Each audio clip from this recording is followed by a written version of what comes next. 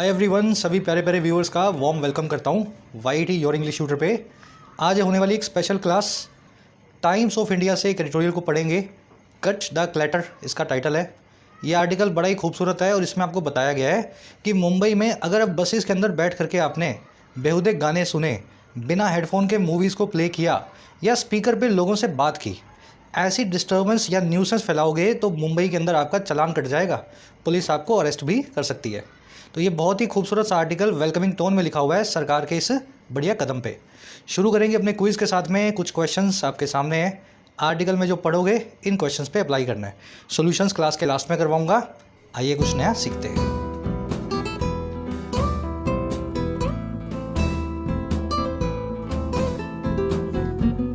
Alright, cut the clatter. देखिए, cut करने का मतलब होता है किसी चीज़ को रिमूव करना, और क्लैटर का मतलब होता है शोर, अप्रिय आवाज़ें, अनप्लेजेंट वॉइसेस। इसको आप स्ट्राइडेंट वॉइस भी बोल सकते हैं, लाउड नॉइस भी बोल सकते हैं, और कैकोफोनी से भी इसको बताया जाता है। कोई गाने बजा रहा है भोजपुरी, कहीं पे कुछ हो रहा है ना, कोई स्पीकर पे बात कर रहा है, तो अपने पब्लिक स्पेसेस में यही होता है। इंडिया के अंदर आप यही देखोगे।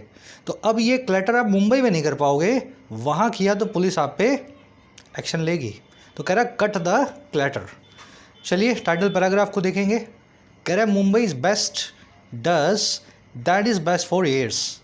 कह रहा है मुंबई की जो बेस्ट है, बेस्ट क्या है? मुंबई की बस सर्विस का नाम है, BEST। इसकी फुल फॉर्म देख लेना, मुझे याद नहीं अच्छे से। कह रहा है मुंबई की जो लोकल बस सर्विस है वो वही कर रही है डज, जो कि बेस्ट है, जो कि सबसे अच्छा है कानों के लिए, ईयर्स के लिए। तो इस बस सर्विस का नाम भी बेस्ट है और इसका काम भी बेस्ट है, कहने का मतलब ये। चलिए सिंपल सेंटेंस। बेस्ट आपका सब्जेक्ट है, डज इसकी वर्ब है, दैट आपका सब्जेक्ट है, इज इसकी वर्ब है। सेंटेंस में एक एरर है, क्या आप ढूंढ के मुझे बता सकते हो? और क्लासिक एरर है, SSC बैंक UPSC वाला एक भी बच्चा ऐसा ना हो जो इस एरर को ना समझता हो, बिल्कुल बेसिक लेवल की। चलो एरर आपको समझा देते हैं। उससे पहले एक छोटी चीज़ आपसे शेयर करेंगे। अभी मेरे एग्ज़ाम चल रहे हैं, डिपार्टमेंटल एग्ज़ाम्स होते हैं जो मुझे 2-3 साल में हर 2-3 साल से देने होते हैं। तो मैं 2-3 दिनों के लिए अनअवेलेबल रहूँगा, आपके लिए क्लासेस प्रिपेयर करके जा रहा हूँ। तो आपके ब्रेक्स नहीं आएंगे किसी भी तरह की रीडिंग में। मैं आपका ध्यान रख रहा हूँ, खुद भी खुद का ध्यान रखा करो। ब्रेक किसी तरह से नहीं देना रीडिंग में। वीक में 5 दिन रीडिंग तो करनी ही है अगर इंग्लिश को आप अच्छे से हैंडल करना चाहते हो। अब जो एरर है वो आपको दिखा देते हैं। एरर बड़ी सिंपल सी है। एक रिलेटिव प्रोनाउन होता है वट, और इसका इस्तेमाल तब किया जाता है जब सेंटेंस में इसका कोई एंटीसीडेंट ना हो। अब ये तो मैंने टेक्निकल लैंग्वेज में बोला, अब मैं आपको समझाता हूँ practically. Did you know the fact that what I told you. क्या तुम्हें वो फैक्ट पता था, क्या तुम्हें वो बात पता थी जो मैंने तुम्हें बताई, दैट या what I told you.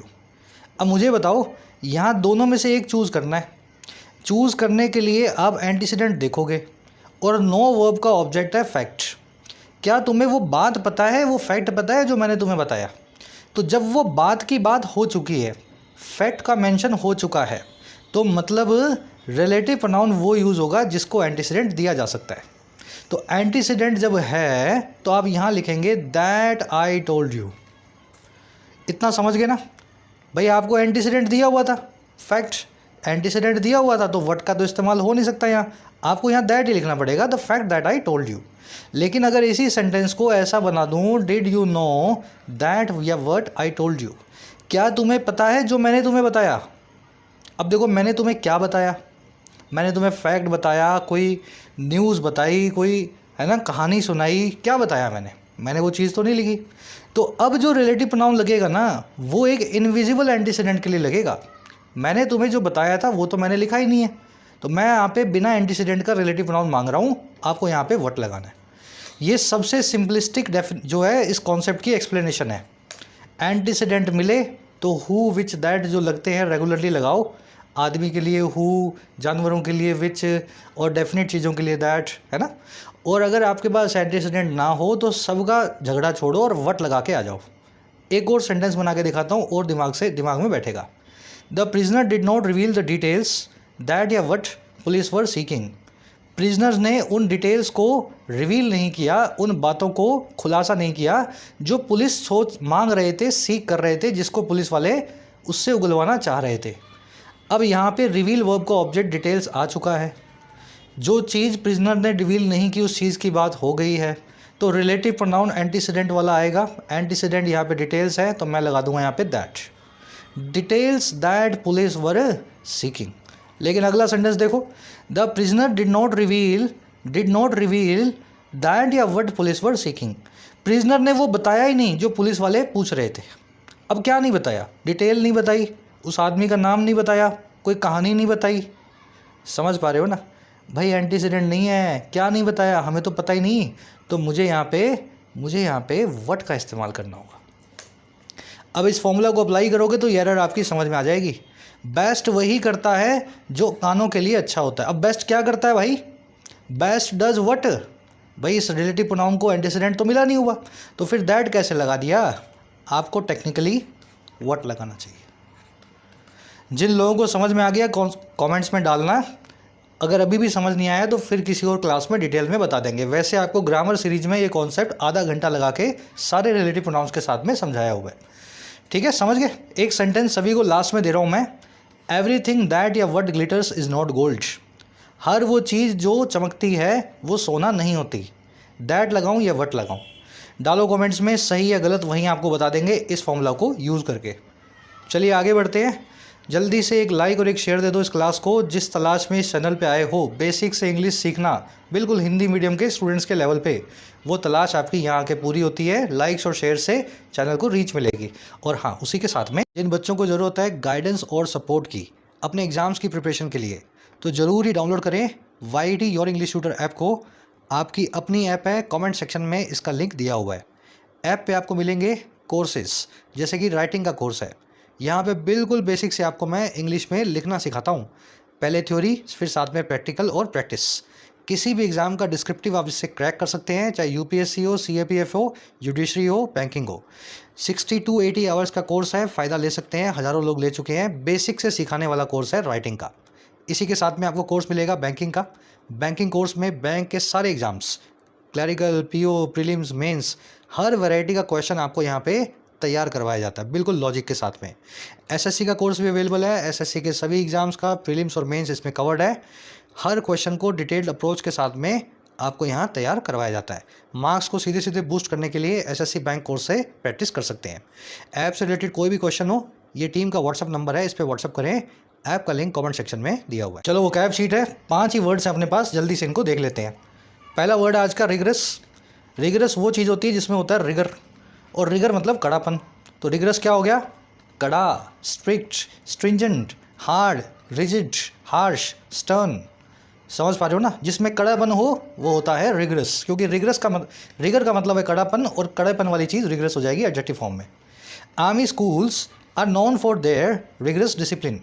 Army schools जाने जाते हैं अपने कड़े अनुशासन के लिए।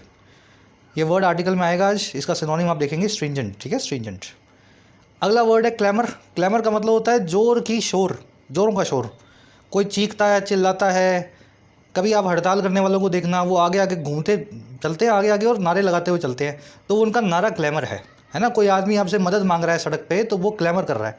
जब भी कोई लाउड क्राई हो, किसी भी आदमी की चीख पुकार हो, that is clamour. The clamour for the ministers resignation is getting louder after the scam. जो चीख पुकार है, जो लाउड क्राई है, जो जोरों की डिमांड है मिनिस्टर के त्याग पत्र की, वो तेज़ होती जा रही है इस स्कैम के बाद, इस घोटाले के बाद। इस तेज़ चीख पुकार को कमोशन और रकस भी बोलते हैं। ये वर्ड आर्टिकल में क्लैमर आप देखेंगे। चलिए अगला वर्ड है अपना इंसोम्निया। सबको आता होगा ये। इंसोम्निया एक बीमारी है जिसमें आपको नींद नहीं आती, हिंदी बोलते हैं अनिद्रा, स्लीपलेसनेस, है ना, वेकफुलनेस। और जो आदमी को इंसोम्निया हो जाए वो आदमी क्या होता है? इंसोम्नियक, इस बीमारी से जो सफ़र कर रहा हो। Depression is often accompanied by insomnia. जो डिप्रेशन है अक्सर वो अकॉम्पनीड बाय होता है, और किसके साथ में? इंसोम्निया के साथ में, है ना? तो जब भी आप आएंगे ना डिप्रेशन में, तो साथ में आपको नींद भी उड़ जाएगी। इसी तरीके से दोनों चीज़ें साथ चलती हैं, अकॉम्पनी करती हैं एक दूसरे को। चलिए नेक्स्ट वर्ड है अपना इर्क सम। देखिए सम जो है ना, सम, ये जो वर्ड है किसी दूसरे वर्ड के प्रीफिक्स लगा के, सफिक्स लगा के उसको एडजेक्टिव बना देता है ना? हैंडसम, और भी बहुत सारे सम लगेंगे, अभी मुझे याद नहीं आ रहे हैं। इर्क सम देख लो, इर्क का मतलब होता है चिढ़ाना, इर्क सम मतलब चिढ़ाने वाला। बात समझ रहे हो? ऐसी चीज़ जो आपको खींच पैदा करे, जो आपको वेक्स्ड बना दे, इरिटेटेड बना दे, something that causes irritation is irksome. The plot of the movie was confusing and irksome. जो मूवी का प्लॉट था, जो फिल्म की कहानी थी, वो कन्फ्यूजिंग और चिढ़ाने वाली थी, इरिटेट करने वाली थी। पेस्टरिंग, बॉदरसम, एनोइंग, वैक्सिंग सभी इसके सिनोनिम्स हैं। देख रहे हो ना, बॉदरसम ऐसी चीज़ जो आपको बॉदर करे, बॉदरसम। ऐसे ये सम लगा के आप एडजेक्टिव बना देते हो, है ना, इस तरीके से। लास्ट वर्ड है आज का, इंस्टिल। इंस्टिल का मतलब होता है भरना किसी में किसी चीज़ को। अब इसका मतलब ये नहीं है गुब्बारे में हवा भर दी तो हवा को इंस्टिल कर दिया, या बाल्टी में पानी भर दिया तो पानी को इंस्टिल कर दिया। इंस्टिल वर्ड को यूज़ करते हैं ऐसी चीज़ों को भरने के लिए जिनको आप छू नहीं सकते, इंटेंजिबल हो। और जनरली इंस्टिल लगाया जाता है फियर के लिए, कॉन्फिडेंस के लिए, है ना, इस तरह की चीज़ों के लिए जो दिमागी होती हैं। समझ पा रहे हो ना, किसी में कॉन्फिडेंस भरना, किसी में डर भरना। The victory instilled a new confidence in the team. Victory ने इंस्टिल कर दिया एक नया आत्मविश्वास पूरी टीम में। इनकलकेट करना, इन्फ्यूज़ करना, इनग्रेन करना, इसी तरीके से चीज़ों को भरने के लिए इस्तेमाल होता है। ये वर्ड आर्टिकल में देखेंगे। चलिए अब जल्दी से आर्टिकल पे आएंगे। एक समरी आपको दें, समरी आप ऑलरेडी ले ही चुके हो भाई। मुंबई में अब बेस्ट की बस में अगर बैठ गए ना तो हेडफोन लेके बैठना। अगर वहाँ बैठ के आपने गाने वाने चलाए, मूवी वूवी देखनी चाहिए, या अपना हेडफोन लगाए बिना स्पीकर पे बात करने लगे किसी से फ़ोन पे, पुलिस आएगी, आपका चालान कटेगी। तो कह रहे हैं जी कट हो गई है अब क्लैटर। अब जो ये शोरबंदी है ना, ये जो शोरगुल है, ये ख़त्म हो जाएगा मुंबई में। And it is a very welcoming move. हम सभी इसको वेलकम करते हैं, स्वागत करते हैं। चलिए अब शुरू करते हैं आर्टिकल को। कह रहा है जी BEST Mumbai bus service has adopted a stringent approach in its effort to curb the irksome practice of playing phone content without headphones or engaging in phone conversations through speakers on its buses। कह रहा है जी जो best है, जो मुंबई की bus service है, जिसका full form हमें पता नहीं है, देखना नेट पे क्या होता है इसका फुल फॉर्म, हो ना, कुछ होगा इसका। कह रहा है जी जो मुंबई की बस सर्विस है जो बेस्ट, उसने अपना लिया है, अडॉप्ट कर लिया है प्रेजेंट इंडेफिनिट टेंस में, हैज़ प्लस में V3 लगा के। और क्या अपनाया है? एक बहुत ही रिगरस, स्ट्रिक्ट, हार्श, स्टर्न यानी कि कड़े स्ट्रिंजेंट अप्रोच को। स्ट्रिंजेंट मतलब कड़ा। और अप्रोच क्यों है ये इसके उस एफर्ट में है, इसकी उस कोशिश में है बेस्ट की कि ये कर्व करे, कंट्रोल करे, लगाम लगाए उस चिढ़ाऊ प्रैक्टिस पे, उस एक सम प्रैक्टिस पे। प्रैक्टिस आप जानते ही हैं, प्रथा, एक सम मतलब चिढ़ाऊ। और ये चिढ़ाऊ प्रथा किनकी है? ये चिढ़ाऊ प्रथा है फ़ोन में कंटेंट को प्ले करने की बिना हेडफोन्स के, और या फिर इन्वॉल्व होने की, इंगेज करने की किसी से फ़ोन कॉन्वर्सेशन में, फ़ोन कॉल के ज़रिए, थ्रू फ़ोन के स्पीकर्स। और ये कहाँ पे? ऑन इट्स बसेस, बेस्ट की बसेस पे। तो बस से उतर करके जो करना है कर लो। बस में बैठ गए, शांति से बैठना है, अपना हेडफोन चलाना है, किसी को, समझ गए ना, परेशान नहीं करना। बेस्ट आपका सब्जेक्ट है, हैज़ अडॉप्टेड इसकी वर्ब है। स्ट्रिंजेंट कड़ा, इर्कसम चिढ़ाऊ, कर्व का मतलब होता है कंट्रोल करना, रेन इन करना, लिमिट करना, किसी चीज़ को सीमाओं में बांधना। और क्या हुआ जी? कह रहा है जी the administration has introduced fines and penalties and passengers have been requested to alert conductors if they witness any such behaviour. कह रहा है जी जो एडमिनिस्ट्रेशन है, जो प्रशासन है, उसने इंट्रोड्यूस किया है फाइन्स और पेनल्टीज़ को, और पैसेंजर्स जो है ना, उनको रिक्वेस्ट किया गया है कि वो अलर्ट करें, वो चेता दें बस के कंडक्टर को, खलासी को, अगर इफ़ वो विटनेस करते हैं, देखते हैं ऐसे किसी भी बिहेवियर को, किसी खराब मिसडिमिनर को। बात आई समझ में? एडमिनिस्ट्रेशन प्रशासन है, इसकी वर्ब है हैज़ इंट्रोड्यूस्ड। पैसेंजर्स की वर्ब है have been requested, passive voice में। एडमिनिस्ट्रेशन ने तो एक्टिव में इंट्रोड्यूस किया, और पैसेंजर्स को पैसिव में रिक्वेस्ट किया गया। हैव बीन प्लस में वर्ब की थर्ड फॉर्म। एक्टिव पैसिव आपको हर सेंटेंस में ज़रूर देखना है, क्योंकि ये बेसिक्स हैं इंग्लिश के। बिना एक्टिव पैसिव जाने, बिना इसको मास्टर किए अगर आप रीडिंग करते हो, एग्जाम दे रहे हो, तो ये बिल्कुल वैसा है बिना कैलकुलेशन के आप मैथ्स के पेपर में बैठे हो, आपको गुना भाग नहीं आता। तो ये गुना भागी हैं आपके। सब्जेक्ट कौन है, वर्ब कौन है, एक्टिव में, पैसिव में, ये चीज़ें ज़रूर पकड़ा करो। दे आपका सब्जेक्ट है, विटनेस उसकी वर्ब है। विटनेस का मतलब है किसी चीज़ को देखना, किसी चीज़ का गवाह बनना।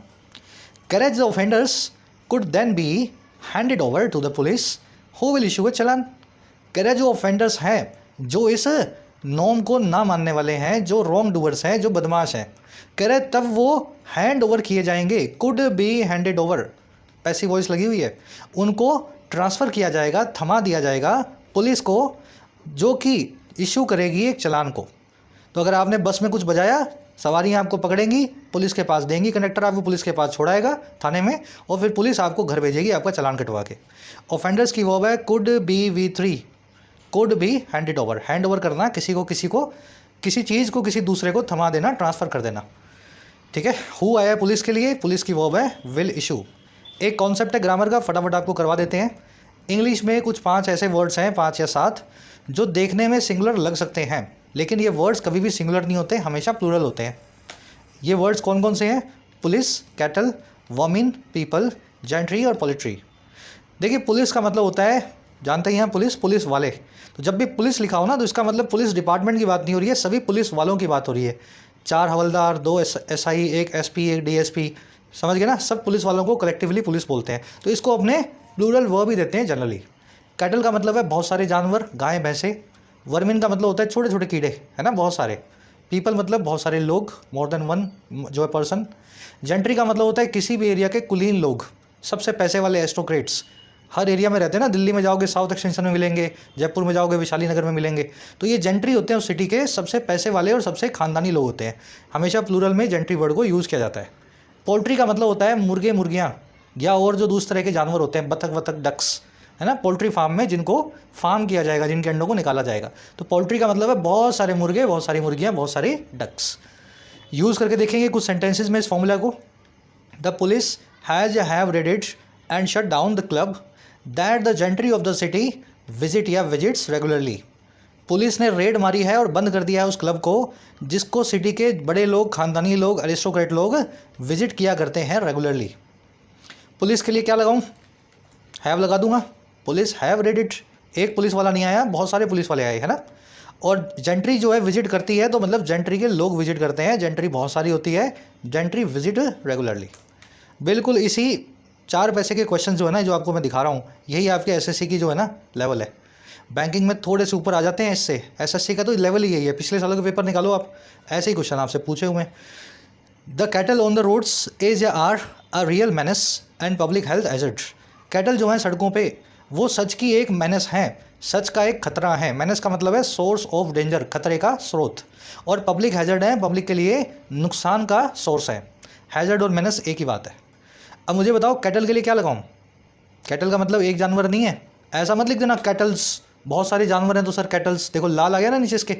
कैटल वर्ड को कभी प्लूरल नहीं बनाया जाता, ये खुद ही प्लूरल है। कैटल का मतलब बहुत सारे जानवर। तो यहाँ पे चुपचाप आर लगा दो, सेंटेंस सही हो जाएगा। People living on the streets is या आर कॉल्ड होमलेस। लोग जो सड़कों पर रहते हैं वो बेगर होते हैं, होमलेस कहलाए जाते हैं। लोग बहुत सारे हैं, पीपल प्लूरल होता है, तो मैं यहाँ पे आर लगाऊंगा। चलो आओ नेक्स्ट पे बढ़ते हैं। Karachi noise pollution is an often overlooked and wide spread problem in Indian cities. कह रहे जो शोर प्रदूषण है, नॉइज़ पोल्यूशन है, वो अक्सर एक ओवरलुक्ड यानी कि डिसरिगार्डेड, यानी कि समझ गए ना, जिस चीज़ को आप ध्यान नहीं देते हैं ओवरलुक कर देते हैं। ये एक ऐसा ओवरलुक्ड लेकिन हर तरफ फैली हुई प्रॉब्लम है भारत के शहरों में। जहाँ भी जाओ कहीं शांति नहीं है, हर जगह नॉइज़ पोल्यूशन मिलेगा। पोल्यूशन की वर्ब है इस, ओवरलुक करना, किसी चीज़ को नज़रअंदाज कर देना। कह रहे the clamour of traffic including the Hawking of cars and buses, the wheeling of ACs is air conditioners and the noise for construction sites surpasses WHO's noise limits in every city। कह रहे जो जोर की चीख पुकार है traffic की, जिसमें शामिल है कारों की और बसों की हॉकिंग। हॉन्क का मतलब होता है जो बजर है ना, हॉर्न बजाते हो ना, उसको हॉन्क करना बोलते हैं। तो कार्स और बसेस का जो हॉर्न्स हैं और ट्रैफिक में जो क्लैमर है, जिसमें ये चीज़ें शामिल हैं। और क्या चीज़? जो व्हीलिंग है एयर कंडीशनर्स की। व्हीलिंग का मतलब होता है वो बज़ की आवाज़, कोई पंखा घूम रहा हो। एयर कंडीशनर के बाहर आप जाओगे ना तो आउटडोर यूनिट में आपको मिलेगा एक पंखा, उसकी आवाज़ मिलेगी आपको हर जगह। और फिर जो नॉइस है कंस्ट्रक्शन साइट्स का, कह रहे ये सब चीज़ें जो है ना, क्लैमर, व्हीलिंग और नॉइस, इसको अपने सब्जेक्ट बना देते हैं। जस्ट अ मिनट, ठीक है। व्हीलिंग भी आपका सब्जेक्ट है और ये जो तीसरा नॉइस, ये भी आपका सब्जेक्ट है। कह रहे ये तीनों चीज़ें जो हैं ये सरपास करते हैं, ये आगे निकल जाते हैं। और किससे आगे निकल जाते हैं? WHO की नॉइस लिमिट से भारत के हर शहर में। सरपास करना मतलब एक्सीड करना, गो बियॉन्ड करना। टेक्निकली इस सेंटेंस में वर्ब प्लूरल आनी चाहिए, सरपास लिखा होना चाहिए। क्लैमर, व्हीलिंग और नॉइस तीनों की वर्ब है सरपास। सरपासिस गलत है लेकिन इसने लगा दिया, चलो इसको माफ़ है। बढ़े आगे। कह रहा है जी the consequences of noise pollution such as fatigue, insomnia and migraines are well established. कह रहा है जो बुरे परिणाम हैं या कॉन्सिक्वेंसेज हैं, जो रिजल्ट हैं नॉइस पोल्यूशन के, शोर प्रदूषण के, जैसे कि थकान, फटीग, टायर्डनेस, इंसोम्निया यानी कि अनिद्रा, और जो माइग्रेन्स है यानी सर दर्द, ये सभी वेल इस्टेब्लिश्ड हैं। इनको साइंस की लैब ने या साइंस ने बड़े अच्छे से इस्टेब्लिश या प्रूव कर दिया है। अगर बड़े शहर में रहते हो, सारा दिन शोरगुल सुनते हो, तो ये चीज़ें आपको ज़रूर होंगी शाम में। कॉन्सिक्वेंसेस की वर्ब है आर।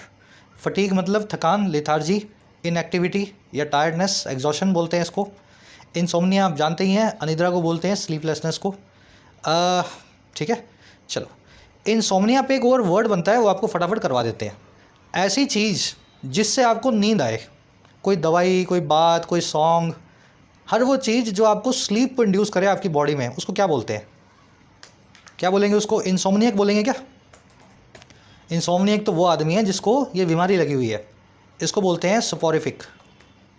सोपोरिफिक, ठीक है। एक और वर्ड है इसके लिए, हाँ, सोमनीफेरस।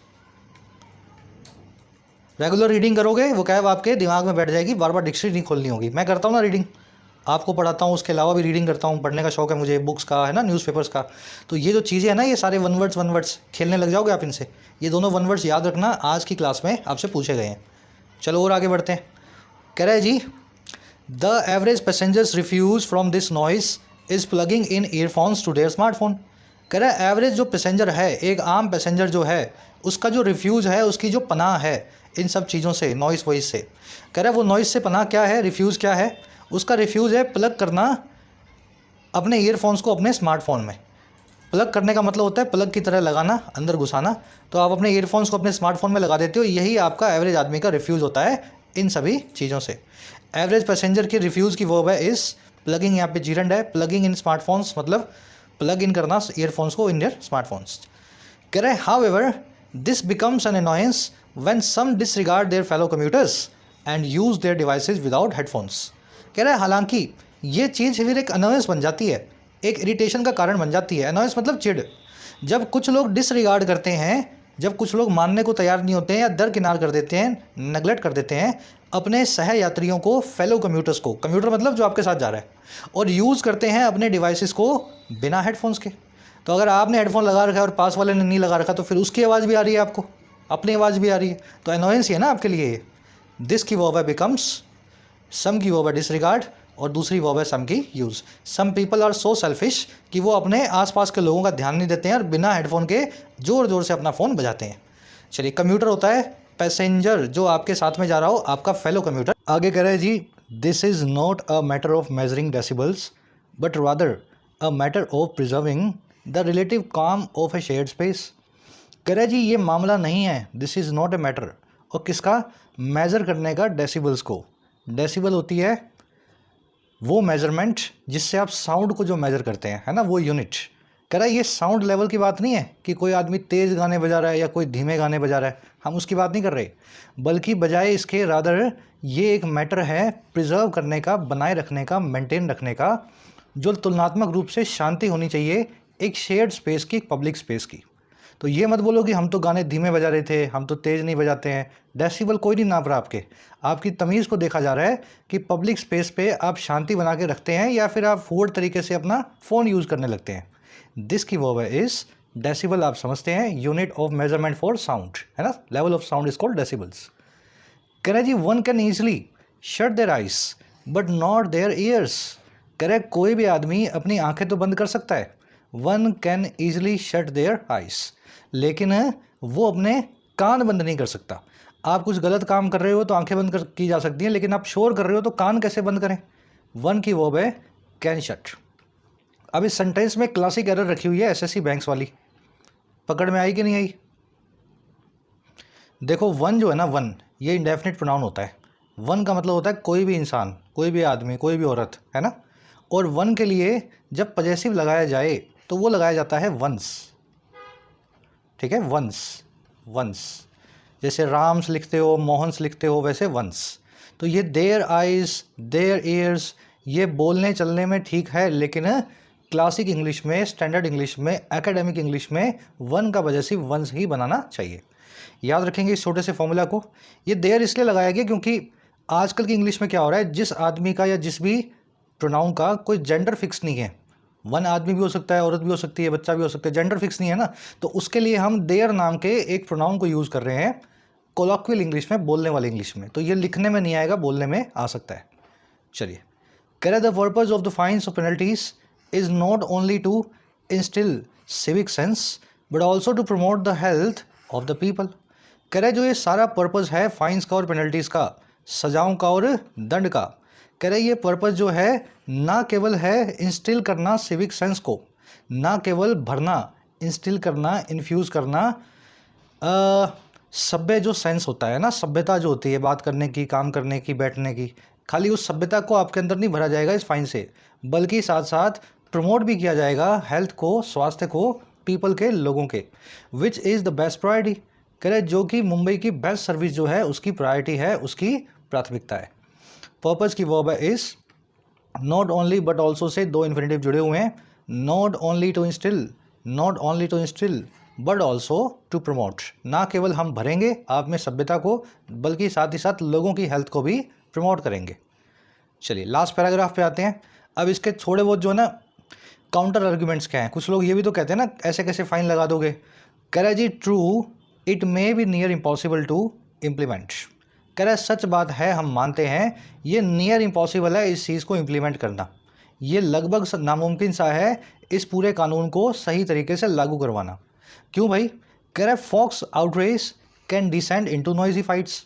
ये डैश लगा के बता रहा है रीजन क्या है।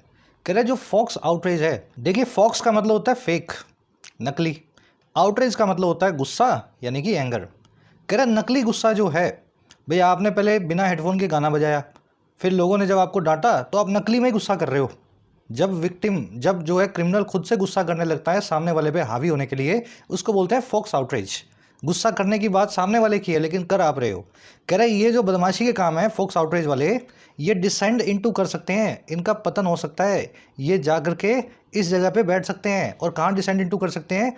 नॉइजी फाइट्स में और ज़्यादा शोर शराबे वाले लड़ाई झगड़ों में। भाई आपने किसी का स्पीकर बंद करवाया, वो आदमी आपसे ही लड़ गया, आसपास के लोगों से लड़ने लगा, पहले तो उसका स्पीकर बज रहा था, अब पूरी जो गाली गलौच हो रही है पूरी बस में, है ना। तो नॉइजी फाइट्स में भी डिसेंड इनटू कर सकता है फॉक्स आउटरेज। आउटरेज मैंने आपको बता दिया, गुस्सा, वर्ब है इसके descend into, deteriorate into, transform into, fall into. इसका मतलब होता है किसी सिचुएशन का खराब होकर के दूसरी सिचुएशन में बदल जाना। आ रही बात समझ में? Your failure can descend into depression. आपका फेलियर आपके डिप्रेशन का फॉर्म ले सकता है, डिसेंड इनटू करके डिप्रेशन बन सकता है। एग्जाम्पल दे रहा हूँ मैं आपको, चीज़ों का खराब अवस्था में, स्टेट में आ जाना। चलिए, कह रहे but do not people speed because of challans. कह रहे क्या पीपल या लोग तेज़ गाड़ी नहीं चलाते चलान्स की वजह से? भाई चलान बनते हैं, आपको पता है गाड़ी की गति सीमा जो है, स्पीड लिमिट को अगर आप क्रॉस करेंगे 60, 80, 90 तो आपका चलान बनेगा। क्या बावजूद इसके लोग गाड़ी तेज़ नहीं चलाते हैं? बिल्कुल चलाते हैं। तो वैसे ही इस कानून के आने के बावजूद भी कुछ लोग ज़रूर अपने मोबाइल में फूड तरीके से गाने चलाएंगे, लेकिन इसका मतलब ये नहीं है कि कानून को हम लाएंगे नहीं, चलाने दो गाने, हम उनका चालान बनाएंगे, है ना। चलिए, पीपल की वर्ब है डू स्पीड, इंट्रोगेटिव सेंटेंस है, हेल्पिंग वर्ब को बाहर निकालना पड़ेगा क्योंकि इन्वर्जन करना जरूरी होता है इन इंट्रोगेटिव सेंटेंस। डू को आपने पीपल से पहले रखा हुआ है और लास्ट में क्वेश्चन मार्क लगाया हुआ है। इंट्रोगेटिव समझते हैं ना, जिसमें सवाल पूछा गया हो। यहाँ ग्रामर कॉन्सेप्ट है, पूरा कर लेते हैं आर्टिकल, फिर इस प्यारे से कॉन्सेप्ट को आपको करवाएंगे। बहुत प्यारा कॉन्सेप्ट है ये। कह रहे but the possible punishment does give speedster pause. कह रहे लेकिन जो पॉसिबल पनिशमेंट होती है स्पीड लिमिट को क्रॉस करने की, वो देती है स्पीडस्टर को एक पॉज, गाड़ी तेज चलाने वालों को धीमा करने का एक बहाना, रोकने का एक, समझ गए ना, मोटिवेशन। तो भले ही चालान बनने के बावजूद लोग तेज़ गाड़ी चलाते हैं, लेकिन बहुत लोग ऐसे नहीं होते हैं, बहुत लोग बेशरम नहीं होते हैं, उनको पता होता है चालान बनेगा, तो इसलिए वो रुक भी जाते हैं। पनिशमेंट की वर्ब है डज गिव। स्पीडस्टर वो आदमी है जो रैश ड्राइवर हो, रेस चलाने का, जिसको रेस करने का शौक हो, है ना, फास्ट ड्राइविंग करने का शौक हो। कह रहे best measure shows recognition of noise pollution and that in itself is a beginning to cut the clatter. कह रहे जो बेस्ट का मेजर है, मुंबई की बेस्ट जो सर्विस है, बस सर्विस, उसका जो कदम है वो दिखाता है इस रिकॉग्निशन को, इस एक्नॉलेजमेंट को, इस चीज़ को जो है नॉइज़ पोल्यूशन को। बेस्ट अपने इस मेजर के जरिए नॉइज़ पोल्यूशन को रिकॉग्नाइज कर रहा है, पहचान दे रहा है कि नॉइज़ पोल्यूशन कुछ होता है। कह रहा है और ये जो चीज़ है ना अपने आप में ही इन इटसेल्फ, फंडामेंटली ही इन इटसेल्फ एक बिगनिंग है, एक शुरुआत है कट द क्लैटर करने की, शोरगुल को कम करने की। मेजर की वर्ब है शोज, दैट की वर्ब है इज। इन इटसेल्फ एक फ्रेज होता है, 3-4 दिन पहले ही मैंने आपको शायद कम्युनिटी टैब पे शेयर किया था। By and in itself, in itself, per se, इन सब का मतलब होता है अपने आप में, है ना, फंडामेंटली। चलिए अब ये कॉन्सेप्ट कर लेते हैं फटाफट से। कॉन्सेप्ट ये है कि जो नॉट नाम का जो ये एडवर्ब है ना, ये कभी भी सब्जेक्ट को अकेले क्रॉस नहीं कर सकता। मैं आपको समझाता हूँ कैसे। You have not finished project in time, आपने इस प्रोजेक्ट को टाइम में फिनिश नहीं किया है। अगर इस सेंटेंस को मैं इंट्रोगेटिव बनाना चाहूँ तो मुझे क्या लिखना पड़ेगा? मुझे हैव से सेंटेंस को शुरू करना पड़ेगा। Have you not finished the project in time, ऐसा ही करूँगा ना, ऐसा ही करूँगा मैं।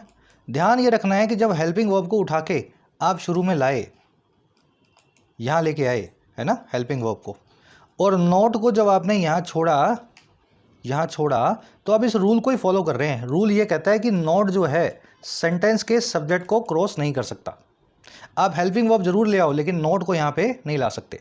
हाँ, एक कंडीशन है जिसमें नॉट जो है सब्जेक्ट को क्रॉस कर लेगा। वो कंडीशन ये है कि जब इसका हाथ पकड़ के आप इसको लेकर के आओ। अब दिखाता हूँ कैसे। मान लीजिए सेंटेंस ऐसा लिखा हो, have not you finished project in time. अब आपने नॉट को यहाँ क्रॉस करवा दिया लेकिन ये अकेला है, गलत है। अगर आप इसको वर्ब के साथ मिला के कॉन्ट्रैक्ट करवा दें, उस केस में क्रॉस करवाना ठीक होगा। अगर आप यहाँ ये लिख दें ना हैवंट, भाई हैव नॉट को हैवंट बोलते हैं ना, हैवंट लिख दें, वर्ब का हाथ पकड़वा के क्रॉस करवा दें, तब तो ये आ जाएगा, अकेले नहीं आ सकता। ये भी सही है, ये भी सही है। वैसे ही the central bank is not targeting the inflation right now, central bank जो है टारगेट नहीं कर रहा है इन्फ्लेशन पे अभी। अगर इसको इंट्रोगेटिव में चेंज करना पड़ जाए, इसको शुरू में लाना पड़ जाए, तो उस केस में क्या करेंगे सर? नोट को पीछे ही छोड़ के आना पड़ेगा, ठीक है। अगर साथ में लाना है तो सिंपल सा काम करेंगे, हम यहाँ लिखेंगे इजंट, ठीक है। इज़ नॉट को लिखेंगे इजंट। अब ये थर्ड वाला है ना, सब लोग खुद से चेंज करके दिखाएंगे। नोट को क्रॉस करवाना है, नोट को क्रॉस करवाना है, ठीक है, यहाँ नहीं छोड़ना है। The soldier did not reveal any secret information to enemy, soldier ने कोई भी सीक्रेट इन्फॉर्मेशन जो है, खुफिया जानकारी जो है, एनिमी को, दुश्मन को रिवील नहीं की। नोट को क्रॉस करवा के इंट्रोगेटिव बना के दिखाओ, कमेंट्स में डालो। बड़ा ही आसान कॉन्सेप्ट है, एक सेंटेंस बनाओगे तो ये कॉन्सेप्ट हमेशा दिमाग में बैठ जाएगा। चलो रैप अप करेंगे सेशन को जल्दी से। आ जाओ आर्टिकल के क्विज पे। फर्स्ट क्वेश्चन में आपसे पूछा है, इनमें से कौन सा एक्शन एडवाइजेबल है और अप्रोप्रिएट है स्मार्टफोन के यूज़ को लेकर के पब्लिक स्पेस में, पैसेज के रेफरेंस में, पैसेज के हिसाब से कैसे आपको स्मार्टफोन यूज़ करना चाहिए पब्लिक में। यूजिंग हेडफोन्स व्हेन वॉचिंग या listening to media, playing loud music with advance permission of fellow passengers, refraining from playing anything loud except for the devotional and spiritual media. बस पहले में आप जो headphone लगाएंगे, दूसरे में लाउड म्यूजिक तभी बजाएंगे जब आसपास वालों की सहमति हो, तीसरे में कुछ भी लाउड म्यूजिक नहीं बजाएंगे सिवाय भगवान के भजनों को छोड़ के, डिवोशनल स्पिरिचुअल मीडिया को छोड़ के, और चौथे में स्पीकर फ़ोन का तभी इस्तेमाल करेंगे जब आसपास बड़ा शोर हो, नहीं तो स्पीकर फ़ोन का इस्तेमाल नहीं करना है किसी से बात करते हुए। तो चारों में से कौन सी चीज़ सही होगी आपके हिसाब से आर्टिकल के रेफरेंस में? चलो थोड़े बच्चों वाले क्वेश्चन बनाए मैंने क्योंकि आर्टिकल ही बहुत सिंपल सा है, लेकिन अच्छा इंफॉर्मेटिव था और फुल ऑफ लेसन्स था। समथिंग दैट इंड्यूसेस स्लीपीनेस, ऐसी चीज़ जो नींद लाती है। 2 वन वर्ड्स मैंने आपको बताए थे, दोनों ही लिख दो, आपका आंसर बन जाएगा। थर्ड में रकस का सिनोनिम पूछा है, स्ट्रिंजेंट होता है, सोमनीफेरस होता है, इनकलकेट होता है, या पेस्टरिंग होता है, ठीक है। थोड़ा सा चेंज कर दूं मैं, ठीक है, और ये यहाँ लिख देता हूँ। चलो अब देख लो, सही वाला आंसर आपको निकालना है। चौथे पांचवें में 2 एरर्स मिलेंगी।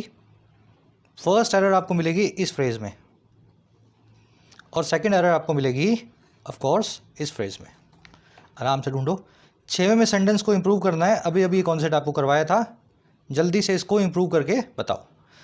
चलिए मुलाकात लेंगे नेक्स्ट क्लास में। आंसर्स फर्स्ट कमेंट में रखे हुए हैं, कोशिश करें इस आर्टिकल को समराइज़ करने की 2 से 3 सेंटेंसेस के अंदर इंग्लिश में नीचे आप लिखने की कोशिश करें। इंग्लिश में लिखना ताकि आपकी समरी पे कुछ फीडबैक दिया जा सके। खाली टाइम निकाल करके मैं सबकी समरियाँ पढ़ने की कोशिश कर रहा हूँ। जितना हो सकता है फीडबैक भी देने की आपको कोशिश करेंगे आपने कैसा लिखा। अंटिल देन, कोर्सेज अवेलेबल हैं ऐप पे, जाके फ़ायदा ले सकते हो। टाइम रहते ही कोर्सेज का फ़ायदा लेना है। ऐसा ना हो लास्ट मोमेंट पे आकर के आप मैसेज करें सर 15 दिन रह गए, 1 महीना रह गया। अभी जब वक्त है पढ़ने का तो पढ़ाई पे पूरा ध्यान दो। कंटेंट सारा अवेलेबल है एप्लीकेशन पे, राइटिंग का, एसएससी का और बैंकिंग का। ऐप को जाओ, कमेंट सेक्शन से डाउनलोड करो, फर्स्ट कमेंट से लिंक रखा है। कोई भी क्वेरी हो, ये नंबर है व्हाट्सएप का, टीम से आप मैसेज करके बात कर सकते हैं व्हाट्सएप।